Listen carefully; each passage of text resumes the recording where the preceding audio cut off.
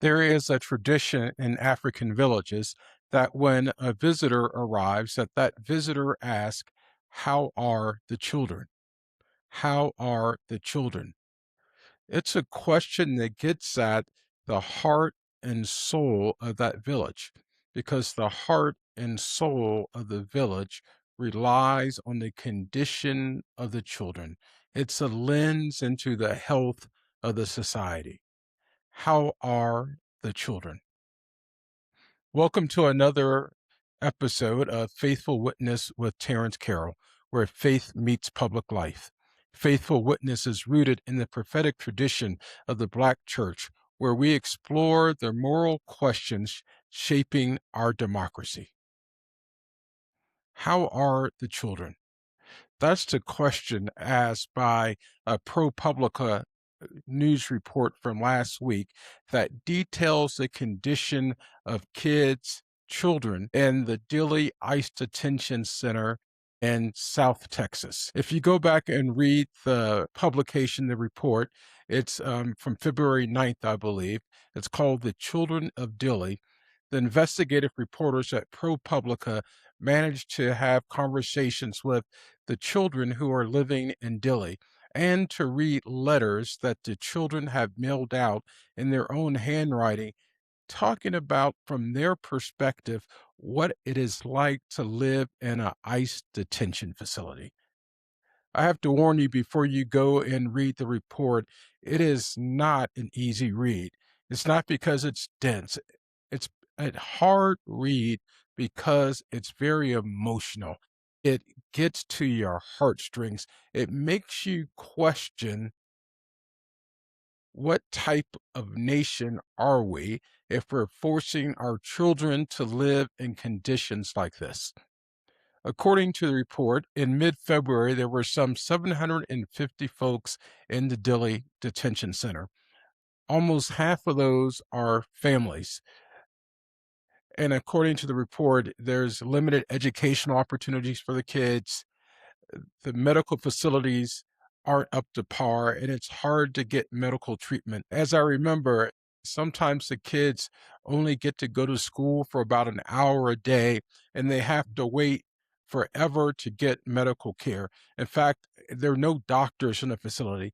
They're only being seen by nurses, and it's nothing against nurses. It's just that the operator of the facility has chosen not to invest in the basic conditions needed for people to be treated humanely.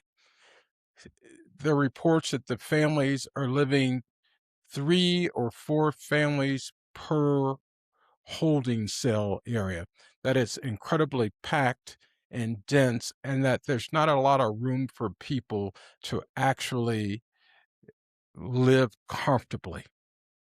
You may say, some of you, I know there's some folks who may watch this who say, well, that's what they get. They're here illegally. They're undocumented. They're not supposed to be in this country to begin with. Well, just because they may be here without documentation does not mean that they should be treated cruelly and inhumanely. Because as I say over and over again, it's not just me who says it.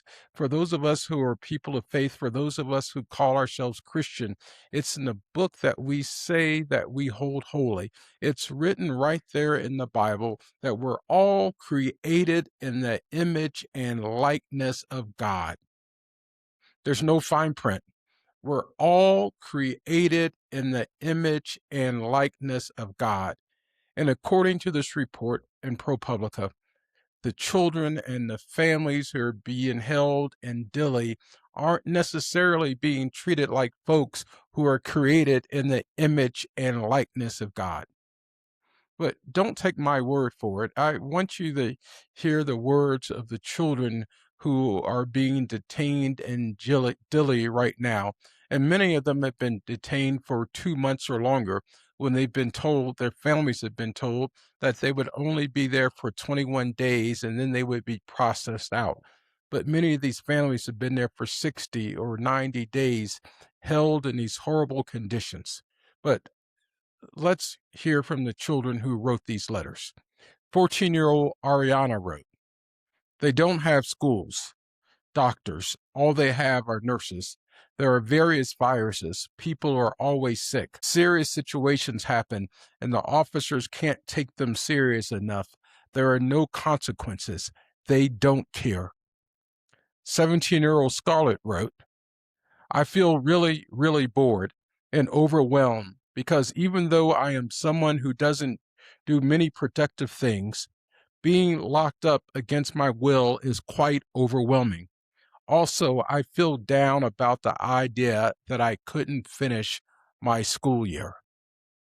14-year-old Gabby says, the officers have bad manner of speaking to residents.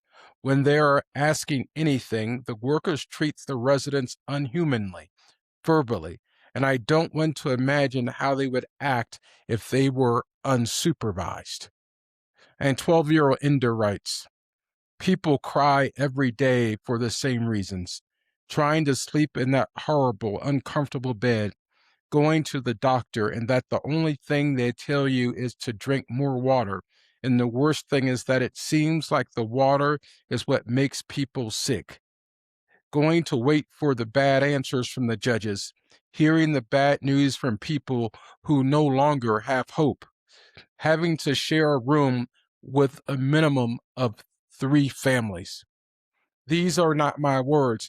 These are the words of children who are being held in this ICE detention center, waiting to be processed in whatever way ICE is going to deal with them and their families. They're being malnourished. They're being denied medical treatment. They're not getting the education that they should be getting. They are being treated inhumanely and without the basics of human dignity. And in fact, as I was getting ready to sit down to record this podcast, there was a report of a family, a woman and her small child who was getting sick and had bronchitis. And the report just came out this evening that instead of providing care to that child, ICE dropped the mother and the child off at the Mexican border without any resources, without any money, without anything, and chose to leave them at the Mexican border instead of providing proper medical care to that child. No matter how you think about immigration policy in this in this nation, there is no excuse for treating children of God in that manner. There is absolutely no excuse, especially if the leaders of this nation say that we are a Christian nation. Because if you're a Christian nation, that implies that you have an obligation to treat people in a Christ-like way. You have an obligation to treat our children in a way that reflects on the love that you have, that you say that you have for Jesus Christ. In Matthew 18, it is written, well, the story is told of how Jesus views children. It starts out with the disciples asking Jesus, who is going to be the greatest in the kingdom of God?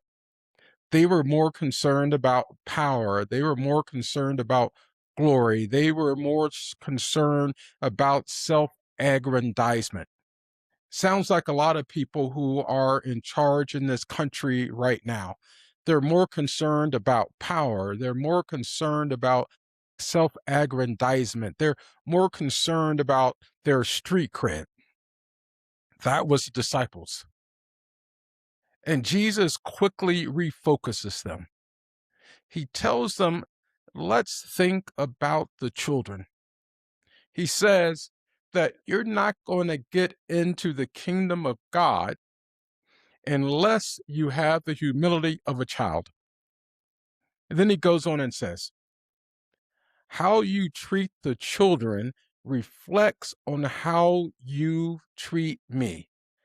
Put another way, if you treat the children this way, Lord knows how you're going to treat me.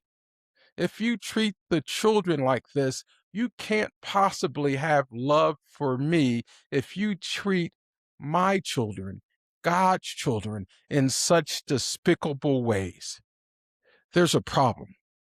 There's a problem in this nation, and we have a problem of the heart because we choose to treat families through our public policy in ways that no human being should ever be treated. Nada, never should any human being be treated in the way that we're told families and children are being treated in the Dilley Detention Center in South Texas. And we hear now that ICE wants to build more of these warehouse-like facilities throughout the country, and will be building more of these warehouse-type facilities throughout the country.